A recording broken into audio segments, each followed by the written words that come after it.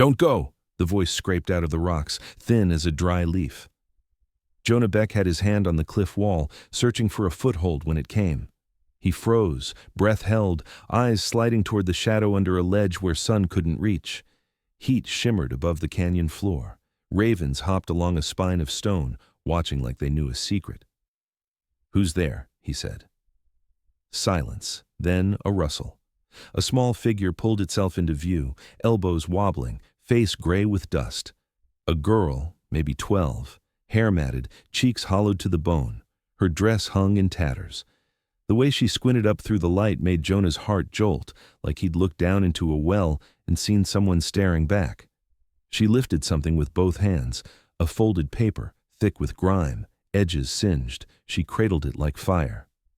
"Help," she whispered. "Please." Jonah slid off the rock and went to one knee beside her.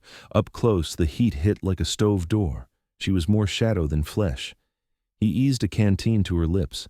She swallowed, coughed, swallowed again, fast like it might all be taken away. "Slow," he said. "You'll drown yourself." His voice came out rough. He hadn't used it much these last months. He tucked the canteen back and looked her over. No red on her, no bones set wrong that he could see, just a body run to the edge and past it. "What's your name?" She worked her mouth. "May," she said, voice small. "May Lynn." "I'm Jonah." Her fingers tightened on the paper. "Don't take me back," she said, and in that moment she wasn't a starved stranger. She was every lost thing that had ever asked him for mercy. "Back where?" Her eyes flicked toward the canyon mouth where the trail bent in from the flats. "To the men," she said. "Men with coats, men who say the judge sent them." Jonah felt the ground tilt, just a hair. He'd heard the name whispered in campfires and saloons. Judge Silas Thorne, circuit judge, pale eyes, soft hands, voice like a preacher and a banker had swapped souls. Men said he could make a rope of any law and lay it where he wanted. Jonah had never cared for town law. He lived between trees and stone and wind. But even out here, a man could feel another man's reach. May lifted the paper again. A seal was pressed into the corner, wax cracked but the impression clear. A scale and a star. "Who gave you that?" "A woman," she said. "She say, 'Give to the churchman, or give to the honest sheriff if you find one.' She say, 'If the judge sees, he will hang.'" May swallowed, eyes gone wide. "He will hang like he makes others hang." "Where's the woman now?" May looked past him at the ravens and said nothing. The world tightened to a thread. Jonah had been a trapper, a scout, a man with his own quiet tracks. He knew the look of a trail right after the storm hits it. This girl had come out of a flood. The flood had a name. It wore a robe. Hoofbeats carried on the heat. Jonah lifted his head. Distant, not far. Dust kicked from the bend, a thin brown veil against the sky. He grabbed May under the arms as gently as his size could manage. She made a small sound, more reflex than protest. He slid her into the shadow of a boulder where the cliff curved inward, then pulled his coat around her and took the paper. "Stay quiet," he said. "If I tell you run, you run. If I tell you play dead, you do it like you were born for it." Her chin dipped once. She held the coat tight to her throat. Jonah squinted toward the bend. 3 riders came single file, hats low, dust halos around their horses, coats like she'd said, duster length, not trail gear, not ranch hands. The front man carried a small book on a thong at his chest. Jonah felt his jaw set. Writ men, paper and bullets. They reined up 10 yards off, eyes sliding over the rocks with the lazy patience of men who knew they weren't being refused. "Morning," the first one said. He had a city kind of clean to him, even under trail dust. "We're the judge's envoys, riding with full authority. Lost a property last night. Small. Dark hair. Foreign. You seen any such?" Jonah leaned like the heat was the only thing on his mind. "I seen ravens," he said. The man smiled like he'd expected that. "We can pay for information." "I ain't selling." The second rider squinted past Jonah at the cliff. "Tracks say someone crawled out of the ravine this morning. Looks like small feet." His tone was careless, but his hand had settled near his revolver.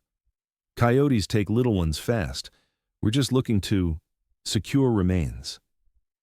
May's breath behind Jonah was a small saw against rock. He shifted his body to fill the space and felt his own breath settle heavy and slow. Coyotes don't write letters, Jonah said. The first rider's smile thinned.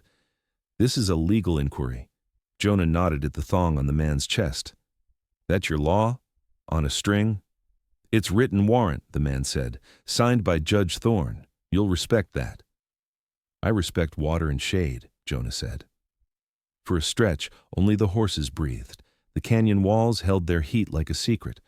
A raven let out one dry croak and lifted off into the air, wings scraping past stone. The first rider's smile came back, smaller. You're a type, he said. Thinking the world's a piece of rawhide you can keep soft with spit and stubborn, but it dries into whatever shape a man like me decides. Jonah let the quiet do some work. Then he said, You done? The man tipped his hat a little. For now. He leaned closer in the saddle. If you see that property, you bring her to the courthouse in Red Mesa before sundown. His eyes slid once, the way a snake's tongue tastes the air. Otherwise, the judge's patience will be a rope around the wrong neck. They wheeled their horses and moved off, slow as if they owned the distance. When their dust settled into the cracks, Jonah exhaled. He turned. May had pulled the coat over her head. She peeked out now, a scrap of face, 2 black eyes. He passed the paper back to her. We're moving, he said. She nodded and pushed herself up. Her legs shook like a sapling in wind. Jonah crouched, turned his back to her, and felt her climb on, arms around his neck, knees at his ribs, no heavier than a bundle of dry sticks. He set off along the rock where goat paths threaded the shadow. The canyon opened, narrowed, opened, always as if it couldn't decide who to let through. He felt their time measuring itself, small and loud. By the time the heat broke, his shirt was pasted to his back with sweat, and May's breath had steadied from a buzzsaw to a small bellows. Stop, she whispered finally. Please. He eased her onto a flat bit of stone. She drank again, small, careful sips. He watched the corners of her mouth. When they relaxed, he let himself look at the paper. The seal was cut through with a knife. Somebody had opened it in a hurry. Inside, the letter held to a clean hand, even under the dirt. The lines ran straight, the letters pressed deep. Whoever wrote it had learned with a ruler and a hard teacher. To Reverend Asa North, or to any honest officer of the law who finds this, it began. Jonah read down, lips moving without sound. Names, dates, the word bribe written plain. A woman named Zhen Liang petitioning the court, a deputy who went missing. Then, a sentence that made Jonah's skin crawl. Judge Thorne delivered orders to resolve the matter and leave no trace. Beneath the lines, a name and a signature that looked like ink shaking on the end of a cold man's hand. Evan Pike, bailiff. Jonah lowered the page. Wind slipped along the rock and tugged at the edges. May watched him like his face was the only weather that mattered. You know what this says? He asked. She nodded. The woman read to me. Not all. Enough. Where's Reverend North? Town with the white bell, she said. She say the bell will know me. Red Mesa, Jonah murmured. The judge kept his court there. The bell tower rose above the west side. He'd seen it, once, from far off, white as a bone. She drew her knees in. The letter trembled in her hands. She say the judge is afraid of this, May said. Afraid like a horse at a snake. He ain't the only one afraid, Jonah said. Place like Red Mesa, the law whistles and men line up to sing harmony. May's gaze slid sideways toward the mouth of the canyon. The sun had tilted, cutting long shadows like knives. We go to the bell, she said. It wasn't a question. Jonah's bones argued. It would be slower to circle around, find Reverend North up canyon in the mission house, avoid the square altogether. But the judge's men had a net strung wide. Nets worked because fish always swam the obvious current. He rubbed his jaw. We'll have to cross open ground. I can run, she said, and even in her rawness there was steel. It wasn't bravado. It was a memory from another life she was trying to call back. You'll do what I say, he said. I will. He stood and slung her up again. The canyon sloped to scrub to flats where cow trails braided and unbraided across pale dirt. He chose the thinnest threads and stitched them, moving toward the line of cottonwoods that stitched the town to the creek bed. On the far side, Red Mesa laid itself out, church rising white, courthouse square spread like a hand ready to be slapped. They reached the cottonwoods as the light turned the leaves to coins. Jonah eased May down behind a fallen log. "You stay here," he said. "If somebody comes, you go the other way. Not toward me, not toward the bell. Make them choose." May stared at him. "You leave me?" "I come back," he said. "You promise?" Her voice didn't shake, but the word hung between them like a bridge too narrow for a man his size. "I promise." She nodded once, handed him the letter. He looked at it. Thin thing, small weight, yet everything seemed to lean toward it. He tucked it inside his shirt. He moved through the trees and stepped out into sun and dust. Red Mesa wore its best face when day went soft. Children calling in the street, women on porches, men smiling with their hats held low. He walked easy, a man who'd sold pelts and bought flour 100 times. The church bell choked out a single note as if warning its own heart. Jonah mounted the steps of the mission house and pushed the door with his knuckles. Inside, the air held a cool scent, soap and old wood, something green. A tall man in a plain collar turned from a shelf, hair iron gray, eyes like a river when it's low, clear and honest about how much is left. "You Reverend North?" Jonah asked. "I am," the man said. His voice was gentler than Jonah expected. "How can I?" He stopped, head tilting the way a deer's does when it understands something is wrong. "You've brought a letter." Jonah pulled it from his shirt and set it on the table between them. "She's outside," he said. "Girl named May Lynn. She says this hangs a judge." The Reverend's hand hovered over the paper, not touching. "The line between justice and revenge is a hair thin," he said, half to himself. "But truth is not either of those. Truth is a lamp." He broke the seal further, slid the letter out, and read. When he finished, he exhaled like a man standing from a long kneel. "Evan Pike. I warned him. He said silence was a coat a man could wear until winter was over. I told him winter doesn't end if you keep putting it on." Boots thumped on the porch. The Reverend's eyes found Jonah's. No panic there. Just a level watchfulness that told Jonah this man had looked in on more than one storm. "Back room," North said, voice low. "Now." Jonah slipped through, found a small window, alley, water barrel, fence. He crouched and watched through a gap in the curtain. 3 men came into the mission, the front one clean as a knife, writ book on a thong. "Afternoon, Reverend," the man said. He didn't remove his hat. "Judge Thorne regrets to interrupt prayer. We're retrieving something that fell from the wrong hand into the wrong pocket. A document." The Reverend smiled as if welcoming a child. "We have many documents, Mr. "Call me Hob," he said. "Simple errand boy. No need to trouble yourself with names." "Very well, Mr. Hob. What sort of document?" "One that belongs to the court." "Then bring me the court," the Reverend said, still smiling, "and I will give it to the court." Hob's jaw set. "We'll make do." He nodded at the other 2. They fanned slightly. Jonah flexed his fingers. The back door stood open a crack. If he slipped out now, he could fetch May and be 2 streets gone by the time the men realized. But the Reverend stood in a beam of light like a stubborn stone in a river. Jonah stayed. "Reverend," Hob said, voice softening dangerously, "we heard a child might have sought charity here, foreign, starved. People like that have a way of getting confused. We'd hate for her to accuse good men of bad things." "Then good men should not fear a child," North said. Hob's smile didn't move, but the muscles around his eyes did. "We all fear fire, even in a candle. Hand over the letter." "The church is not a pocket," the Reverend said, "but it is a house. You are a guest in it."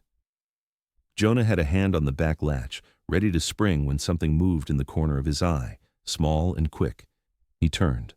May stood in the shadow of the barrel, coat like a rag around her, hair wild. She should have stayed hidden, she should have run. But she came through the back door like a promise he'd made and put the coat on the Reverend's table as if she were setting bread down. Hob's head snapped, his smile shone like a brass button. "There you are." May's voice was small but steady. "You hurt the woman," she said. "You hurt the man who wrote." She pointed at the thong on Hob's chest. "You carry a book, but you can't read what's true." Hob's hand twitched near his belt. "You don't know what you're holding," he said. "A piece of paper and a lie." "It's a mirror," she said. "It shows your face." For a heartbeat, no one breathed. Then Hob moved, quick, practiced. Jonah was quicker. He came out of the back room like a storm through a low door, shoulder to Hob's chest, knocking him off balance so his hand scraped wood instead of iron. The other two men reached for their guns and found Jonah's stare waiting, a stare that said the first man to draw would be the first man to bleed. The Reverend's voice cut through. "Gentlemen," not loud, not soft, a tone that assumed it would be obeyed. "We will walk to the bell. You will bring your coats and your book and your courage. The town will hear what the court has to say, and the court will hear what the letter says." He picked it up, folded now into his palm. "If you choose to shoot, you will shoot in front of God and witnesses." Hobbs smoothed his coat with 2 fingers. His eyes burned, but his smile returned, smaller now, iron underneath. "As you wish," he said. They stepped into the street as the sun dropped behind the roofs and turned dust to gold. People looked up. A dog barked once, uncertain. The mission bell rope dangled in the door like a snake that had decided to sleep. "May," Jonah murmured, leaning down, "stay left of me. If a horse breaks its line, you drop. If I say run, you run to the well and keep the well between you and any gun." "I understand," she said.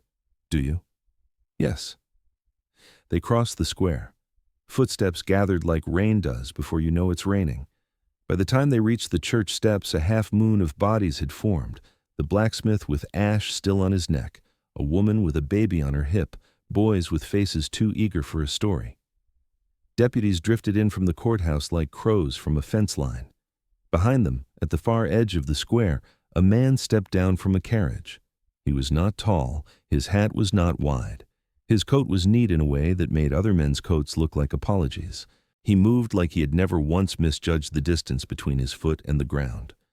Silas Thorne looked over the heads and saw them, the Reverend with his paper, the mountain man with his hands quiet and ready, the girl with the coat and the eyes of someone who had seen a far shore and swum anyway. The judge's gaze slid across Jonah and settled on May as a hawk settles on a rabbit. Then it lifted to the bell above the door. "Ring it," he said.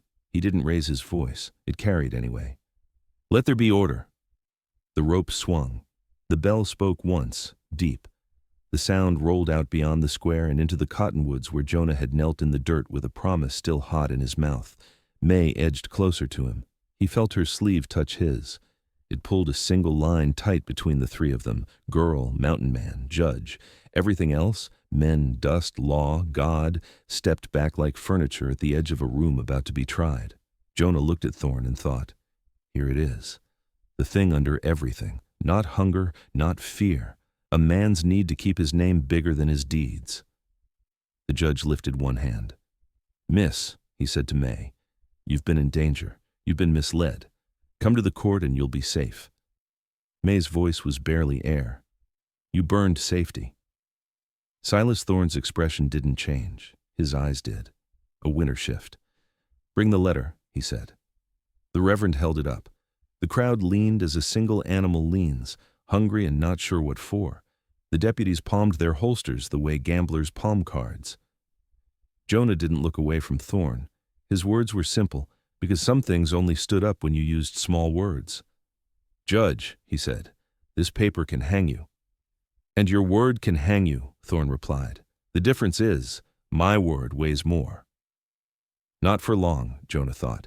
Not if the girl kept standing. Not if the bell kept talking. Not if a town remembered the taste of its own tongue. The Reverend turned, paper in hand, to face the crowd. The square held its breath. The air hummed like wire. Jonah felt the world tilt toward the edge, and that was how the trouble truly began. The Reverend lifted the letter. The square went quiet enough to hear dust settling on hats. Judge Silas Thorne stood still as stone at the far edge, hands folded like prayer, eyes not praying at all. Reverend North cleared his throat. "This is a sworn statement," he said, voice carrying, "signed by Evan Pike, bailiff of this court, dated 6 weeks past." Hobb, the writ man with the little book on a thong, smiled without humor. "Careful with that voice, Reverend. A shout can be contempt." "Truth is never contempt," North said, and he began to read.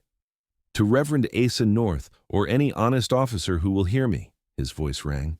"I, Evan Pike, saw money change hands in the judge's chambers, one purse to a deputy to put a witness on the wrong road, one to a man from the rail survey to move a boundary line on paper that does not match the ground. The woman, Jen Liang, brought proof. The judge called her a liar in daylight and sent men by night to make her quiet. He told me, quote, "Resolve the matter and leave no trace." A groan from the blacksmith, a hiss from someone's teeth. A woman clutched her child closer. "If I die," the Reverend read, "let it be known that I tried to do a good thing before my bad things took me under. Signed, Evan Pike, bailiff." He lowered the page. The bell above them creaked in a stray breeze like it had nodded. The judge did not blink. "Reverend," he said, calm as a man asking for a second cup, "you are reciting hearsay from a missing employee whose hand can be forged by any enemy of order." "Then let the man answer for himself," the blacksmith called, voice rough. "Where is he?" Hobb glanced at the judge. Thorne's lips curved a fraction. "Gone to visit family," he said. "Which family?" asked the schoolmistress from the second step. Her chalk-stained fingers were tight around her shawl. "We'll send him a letter and ask if he really wrote one." "Enough," Hobb snapped. "The court does not answer to a square." "The court answers to God," Reverend North said quietly, "and to the people whose necks it claims to guard from the rope." Silas Thorne's eyes shifted. That winter look again. "Arrest the Reverend," he said. The order fell like a stone into a pond. The ripples, deputies stepping forward, met another wave. Townsfolk stepping closer to North. Not a brawl, not yet. Just a new shape in the water. Jonah moved a half step, enough to put his shoulder between May and any sudden hand. She stood very straight, coat hanging loose, eyes fixed on the judge like she was learning a new alphabet. "Careful," Jonah murmured. "I'm not afraid," she said. He knew she was lying. He also knew lies like that sometimes held. Hobb lifted his book on its thong. "By authority." "Read the rest," the schoolmistress called. "Let all of it be said." "Read," the blacksmith growled. "Read," a ranch wife echoed. "Read," Jonah said low. The word caught like spark and tinder. Half the square took it up. "Read, read, read." The Reverend raised the page again. Hobb moved to snatch it. Jonah stepped forward without looking like he'd stepped. Hobb found a mountain in his way. "You're blocking a lawful act," Hobb said softly. "I'm blocking your hand," Jonah said. "My conscience is the law that gave that order." Hobb weighed the size of Jonah and the size of the crowd. He eased back a pace. The Reverend read. "P.S. The woman, Jen Liang, told me to write this. Said, 'Fear is a rope you weave yourself.' Said the boy must live to carry her name to a bell." The silence that followed was different. Not shock. Choice. Judge Thorne's smile never touched his eyes. "Folks," he said, and in that one word he turned himself to neighbor and father, "you are listening to stories. There is no boy. There is no woman. There is only a vagrant trapper who brought a foreign child to stir pity and a preacher who loves the sound of his own bravery. We will sort this inside, as the law demands." A door opened at the courthouse. A table waited inside, papers stacked, chairs set. It looked ready for supper. "Now," Thorne said, turning like the matter was settled. No one moved. A wind rose, picked up grit, set skirts flicking. The bell's rope brushed stone. Somewhere a horse stamped. May's voice slipped into the space Thorne had left, barely more than a breath. "You burned her wagon." Heads turned, a wave finding its crest. The judge's eyes landed on May like a weight. "You burned her," May said, not louder, not softer. "You and your men." Hobbs' gaze snapped to Thorne, then back to the girl. "Child, you don't know. I watched," May said. "I hid under a wheel. Smoke made my throat bleed. The men laughed. One wore a broken star." Her eyes cut to Hobbs' chest and the little book. "One wore a book like that." Thorne's jaw flexed once, small as a blink. "Who gave you those words?" "They gave me fire," she said. "The words are mine." Jonah felt the square tilt. He had seen avalanches begin with one pebble letting go. He had seen stampedes start with a calf's first panicked cry. The power of a small thing at the right time was the only real magic this land had. The judge made a small motion. Deputies spread, not rushing, closing angles, tightening corners. Hobb looked pleased again. "Enough theater," Thorne said. "Bring them in." The first deputy put a boot on the bottom step. Before he could lift the second, the blacksmith took 2 strides and planted himself in front of the Reverend. "No," he said. The deputy glanced at Thorne. The judge was still calm. "Remove him." 2 more deputies approached, hands open. The blacksmith folded his arms. The schoolmistress stepped down one step, placed her chalk-dusted hand on the blacksmith's sleeve, and said very clearly, "Not today." You could feel it, something fragile that had been stretched for years, refusing to stretch one more inch. A deputy reached for the Reverend's elbow. Jonah didn't draw his knife. He didn't raise his hands. He just moved forward until the deputy looked at his chest and then up at his face and decided his arm wanted to be somewhere else. The deputy's fingers opened. His hand fell back to his side. Judge Thorne spoke quietly to Hob. Hob nodded and stepped to the edge of the crowd. "Friends," he called, "we're pausing for sanity. No one wants blood. We propose this. The Reverend will read inside under oath. The judge will answer. Those who wish may attend. If the letter carries lies, the Reverend will apologize. If it carries truth, the judge will act. That is order." It sounded reasonable. It was a net. The schoolmistress shook her head. "Words behind walls can be bent." "Then stand in the doorway and keep them straight," Hob said smoothly. "We can't try a judge on steps." "We're not trying him," Reverend North said. "We're reading a truth aloud." "Do it inside," Hob said. Eyes went to Thorne. He looked patient. He looked generous. He looked like a man offering shade in noon heat. Reverend North looked at Jonah. "It's your square if you keep it," Jonah said. "It's his if you walk." North lifted the letter. "Then we stand," he said. He turned back to the crowd. "There is more," he said, and the murmur quieted. He read, "On the night after the woman came, the judge gave me a purse to deliver to Deputy Larkin and told me to say that if the witness would not recant, the matter must be settled with fire. He said, 'Resolve and leave no trace.' I asked how a man leaves no trace of a fire. He said, 'By making the truth the thing that burns.'" A sound like wind went through the square. "If the boy who carries her name shows himself," the Reverend read, voice steady, "give him shelter. The judge will call him property to make this easy. He is not property. He is the proof I was too coward to be." North folded the page and looked up. Thorne's face had not changed, but something under it had cracked hairline. "Arrest them," he said, no flourish now. "All three."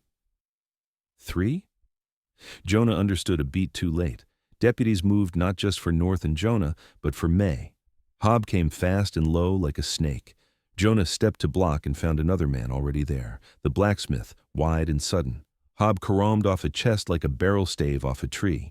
Hands grabbed, voices shoved. Someone cried. The schoolmistress's chalk hand smacked a deputy's palm away from May's shoulder. A hat went skittering. Boots slipped in dust. No guns cracked. Not yet. But the square had climbed onto a rope and started to sway. "Stop!" Thorne barked. It froze most of them. His eyes found Jonah over the tops of heads. "You," he said, "mountain rat, you brought this pestilence." Jonah didn't answer. Thorne's voice went soft. "You think you can carry her out of my square? You think you can carry her out of my county?" He lifted his hand and let it fall. The deputies drew, not up, not at chests, down, toward the boards at the steps, muzzles pointed into dust. The message was simple. The next move raised barrels. May pressed against Jonah's side. He felt her breath. He heard his own blood. Reverend North raised his free hand. "Listen," he said, and somehow the word threaded through the noise. "There is a way that keeps boys from bleeding and men from damning themselves in front of their neighbors. Judge, take this letter with witnesses. Take it to the church table. Sit and answer the lines like a scholar answers a catechism. If your answers are light, they will stand. If they are dark, they will show themselves. We will not rush. We will not shout. We will be a town instead of a stampede." It was brave. It was smart. It was also a gamble that required Thorne to want to look like a man. He smiled without warmth. "Bring the table," he said to Hob. "Bring paper and a clerk." There was a shifting collect and release as men remembered how to breathe. Hob went to the courthouse and came out with a thin man dragging a chair, another with an inkwell, another with a ledger. They set it on the church steps like a market stall. "Proceed," Thorne said. The Reverend sat. He placed the letter on the table. "First line," he said. "Money changed hands in your chambers, one purse to shift a boundary." Hob spoke fast. "The court accepted a filing fee." "For how much?" North asked. The clerk rustled paper. $50. The blacksmith laughed once, ugly. "Funny. Filing fees always used to be $5. The clerk colored. The docket is busy. Next, North said, eyes never leaving Thorne.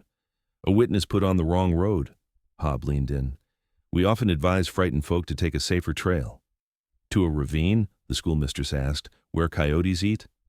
Next, Thorne said. The smile had left. Fire is an accident endemic to timber structures, not in the middle of flats, Jonah cut in. Hobb snapped, you are not sworn.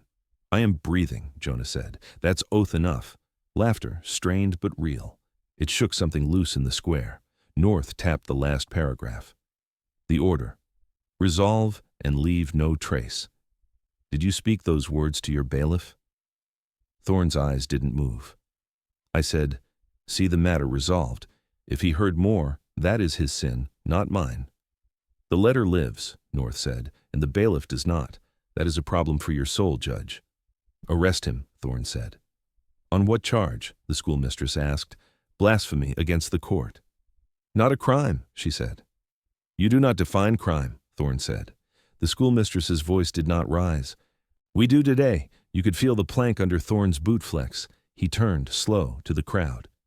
Enough theater, he said. I have indulged a circus. Now we end it. Hobb. He didn't finish. The bell above them boomed, sudden and loud, not by wind this time, but by a boy who had climbed a side window and put his whole soul into the rope. The sound filled the square, filled the street, spilled into kitchens and stables. More heads turned, more feet arrived. The circle widened and thickened. Hobb hissed, Get him down! No, the Reverend said, let the town arrive. The judge's patience cracked. Seize the letter. Hobb lunged. Jonah grabbed. Hands met. The paper slid. For a blink it was free air and sunlight. Anybody's, nobody's. May reached. Her fingers touched it. Jonah saw her eyes. No fear now. Only the memory of a woman's last instruction, bright as a road through night. She caught the letter. Run, Jonah said. She did. Not far. Just 2 steps up and onto the church stoop, into the full light, where every face could see her face and the paper in her fist.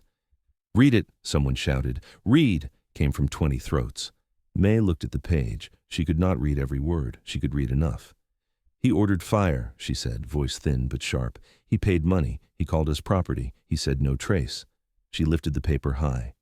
This is the trace. The crowd answered like a struck drum. Thorne flinched. Not much. Enough. He realized something at the same time Jonah did. If they took the letter now by force, they would not be able to make the town unsee what they had seen. Thorne changed tactics in a breath. Compassion, he said, voice silk. Poor child. She is coached. She is tired. Take her gently into the courthouse and feed her. No, Jonah said. Feed her here, the blacksmith said. Feed her at my table, the schoolmistress said. Feed her, the town said. Thorne saw it. The current had turned. He could still damn it, but it would take a different tool. He lifted one finger. Deputies stepped back. Hobb bared his teeth at Jonah, but he stepped back too. The judge turned to go, then paused. Tomorrow, he said, loud enough to carry. At noon, in the courthouse, a hearing. Bring your paper, Reverend. Bring your pity, mountain man. Bring your borrowed child. We will watch truth stand or fall in the light of day. He smiled, a small, exhausted thing. And if you refuse the court, the law will come to you. He walked away, carriage door closing like a lid. The square uncoiled. People talked, loud and all at once. The bell rope swung itself still. The letter trembled in May's grip, but her hand didn't let go. Jonah put a palm on her shoulder and felt the heat of a body that had decided to live a while longer. Reverend North looked at Jonah over the heads. He wants a room he can control. Jonah nodded. He'll bring paper to drown paper. We can drown a lie with eyes, the Reverend said. Or we can live long enough to read it again, Jonah said. May looked from one to the other. What do we do? Jonah's answer was simple. Both. He scanned the edges. Hobb was already with 3 men, talking low, pointing at alleys. Deputies drifted, not gone. The town was bravely loud, but brave could turn to panic if a match fell in the wrong place. We move, Jonah said. Quiet. Tonight we find a roof that isn't his. Tomorrow we bring more eyes. May nodded, small and fierce. The Reverend tucked the letter inside his coat and set his jaw like a man about to walk into weather. The sun slipped behind the ridge. Shadows went long. A storm had not broken yet. It had formed. They went into it. The bell tolled noon. Its sound rolled across Red Mesa, over roofs and stables, out into the cottonwoods, into every ear that could still tell right from wrong. Jonah Beck stood at the foot of the courthouse steps with May pressed close to his side. She clutched the locket under her shirt in one hand, the Reverend's sleeve in the other. Her eyes didn't leave the doors. "They'll be ready for us," Jonah said. Reverend North's jaw was set. "So are we." The doors swung open before they could move. Hobbs stood framed inside, hat low, book dangling from its thong like a threat. "This way," he said smoothly, voice carrying for the crowd that had gathered behind. The crowd was bigger now.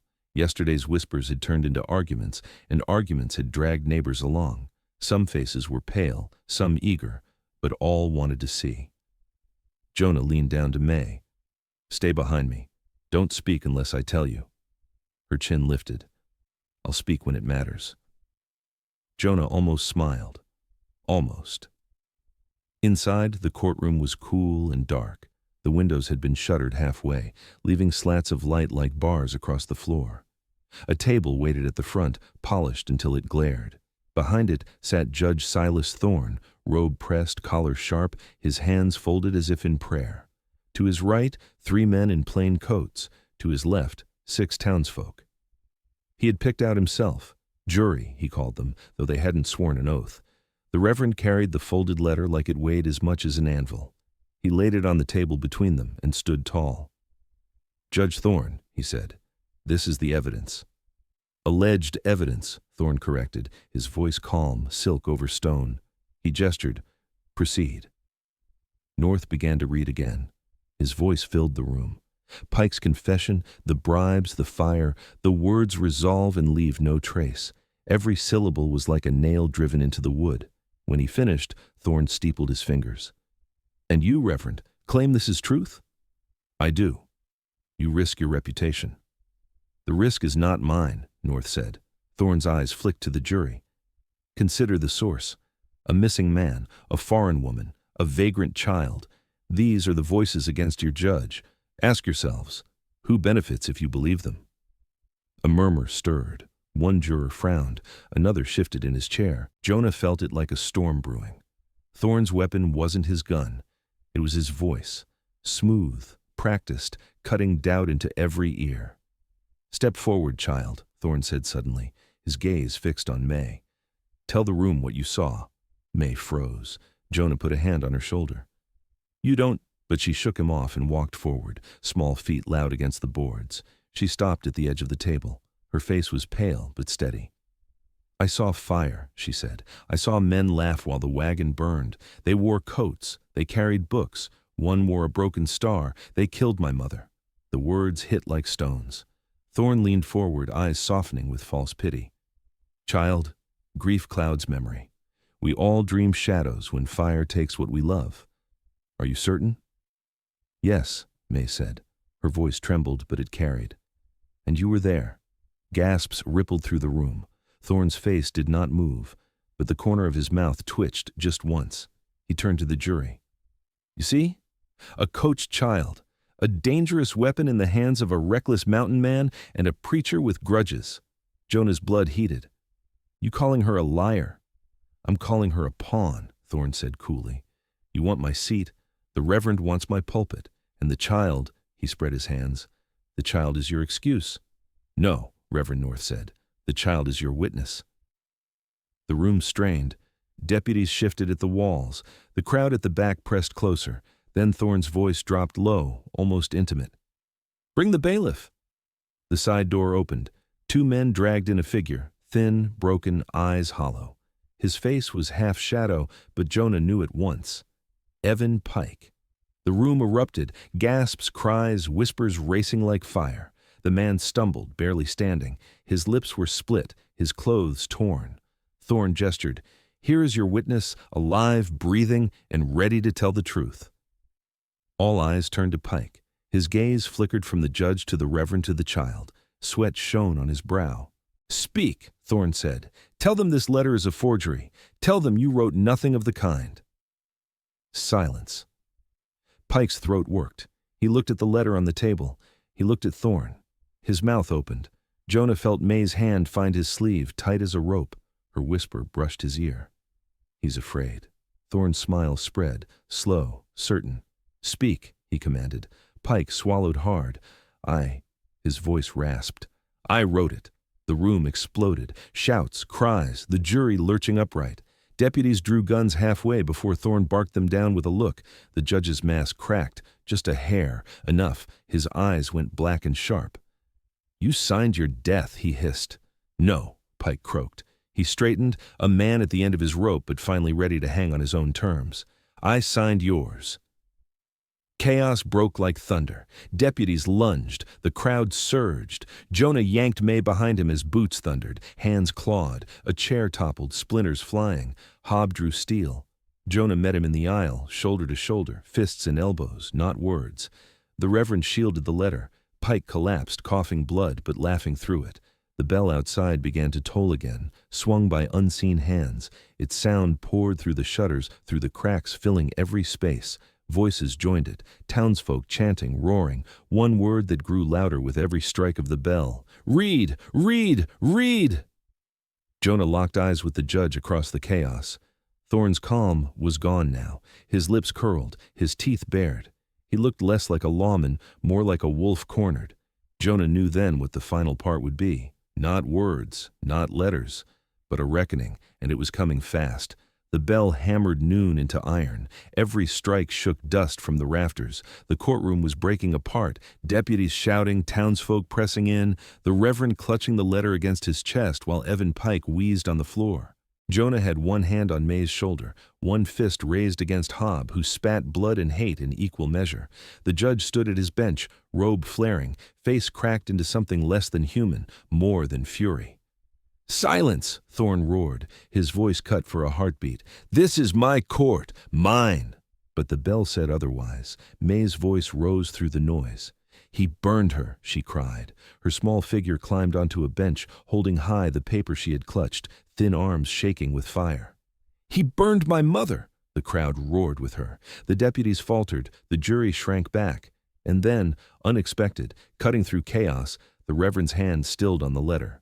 His brow furrowed, he flipped it over, fingers finding a second fold. A slip of parchment fell free, thin, almost invisible against the wood. Jonah caught it before Boots could crush it. What is it? North asked. Jonah opened it. Ink, faded but sharp. A marriage record. Names written neat, bound by the Reverend's own seal from years ago. His own younger hand had signed it. Zhen Liang, Silas Thorne. North staggered as though struck. His own handprint stared back at him from the past. He looked up at the judge, eyes wide. You married her. The words fell like a hammer in the room. Gasps, a hiss like steam from the crowd. Thorne's mask cracked wide now. For a blink he was only a man cornered in his own lie. Then his eyes snapped hard as iron. She was nothing, he spat. A convenience, a lapse, struck from record. No, North said, voice steady now. I sealed it. I remember her eyes. You swore before God. He held the paper aloft. This child is not property. She is your daughter. The courtroom broke like glass. May froze, her mouth parting, paper trembling in her hand. Her gaze locked on Thorne, not with fear this time, but with something heavier, stranger. Jonah felt the floor tilt under all of them. This was the thing under the thing. Not just bribes, not just fire. Blood. The judge's fury spilled raw. She is nothing of mine, he thundered. I would not claim her in death. I will not claim her in life. Burn every scrap, burn every tongue that dares to speak it. He lunged for the papers. Deputies surged. Jonah slammed into them like a wall of oak, his fists wild, elbows cracking jaws. Hobb drew steel. Jonah wrenched it free and threw him into the jury box. The Reverend shouted, "To the bell!" Jonah grabbed May, lifting her as the Reverend clutched both documents. They crashed through the back door into sunlight. The square outside boiled with townsfolk pressing in, faces blazing. "They're coming!" North cried. The crowd parted as deputies spilled from the front. Jonah set May on her feet. "Run!" he barked. But she didn't run. She ran to the bell tower. "May!" Jonah shouted. She was already climbing the side steps, feet flying, hair whipping. Her small hand clutched the railing, the locket bouncing at her throat.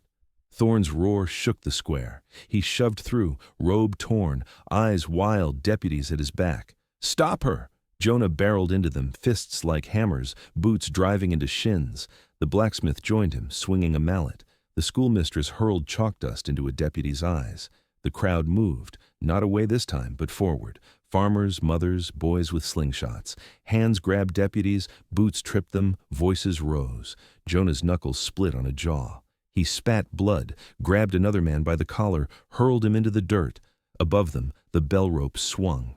May reached the tower's loft. She lifted the marriage paper in one hand, the confession in the other. The sun poured through, lighting them like fire. "This is truth," she cried, voice cracking but fierce. "He is the judge. He is my father. He killed my mother." The words fell like sparks. The crowd roared with them, chant after chant, a single voice made of many. Truth, truth, truth. The bell boomed overhead, swung by May's small hands, each strike a heartbeat the judge could not silence. Thorne broke free, eyes blazing murder. He drew his pistol and raised it at the tower. Jonah saw it, too far to tackle, too late to shout. Then Evan Pike staggered into view, blood dripping, half dead but grinning mad with courage. He threw himself against Thorne's arm. The gun fired wild, shot cracking stone. The crowd surged, crashing down on Thorne like a wave. His pistol vanished in the sea of hands. His robe tore. His star badge ripped free and clattered on the stones. Jonah reached him, grabbed his collar, dragged him upright. Thorne's eyes blazed hate, lips curled in spit. "You think this makes her mine?" he spat. "You think this ruins me?" Jonah's voice was low, steady. "It doesn't make her yours. It makes her free." He let the man fall into the dust. The bell tolled again. May's face shone from the tower, fierce and unbroken. Papers fluttered from her hands, drifting into the crowd, caught by dozens of reaching fingers. Every hand that touched them made the lie weaker, the truth heavier. "Read!" someone shouted. "Read it all!" Voices answered. Men read the lines aloud, women repeated them, children shouted words they half understood. The square filled with truth given many tongues.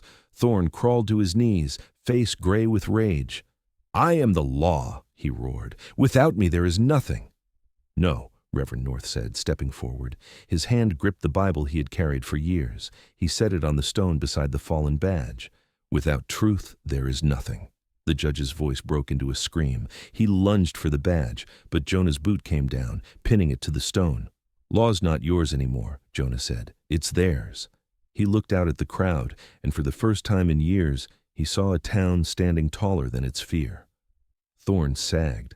The fight went out of him. Deputies who had once been his dogs now stood with heads bowed, hands empty. Hobbs slunk into the alleys, vanishing. Pike collapsed fully, his last laugh still echoing. A man who had finally made a choice too late, but not wasted. Jonah bent, lifted May into his arms as the bell quieted at last. She clutched his shirt, her small frame trembling, her voice soft. "He was my father," she whispered. Jonah held her tighter.